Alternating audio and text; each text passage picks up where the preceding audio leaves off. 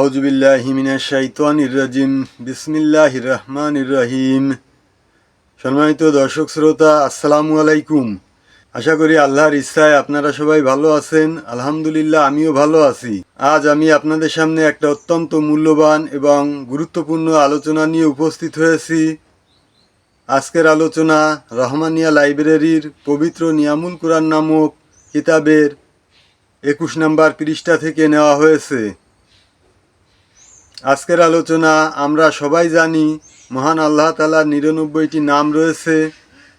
আল্লাহ তাআলা নিজেই ঘোষণা দিয়েছেন, উদউনি আস্তাজিব লাকুম ফাদউহু বিহা, অর্থাৎ আমার সুন্দর সুন্দর নাম রয়েছে, এইসব নাম ধরে তোমরা আমাকে ডাকো, আমি তোমাদের ডাকে সাড়া দেব। অর্থাৎ আল্লাহ তাআলা নিজেই যখন বলেছেন, তখন ইহার কার্যকারিতায় কোনো সন্দেহ নাই। আমরা যদি ইয়াকিনের সঙ্গে আমল করতে পারি, ইনশাল্লাহ অবশ্যই এর দ্বারা উপকৃত হব। আজকের আলোচনা আল্লাহ তাআলার 99টি নামের একটি নাম ইয়া বাসিতু, অর্থাৎ হে প্রসারকারী।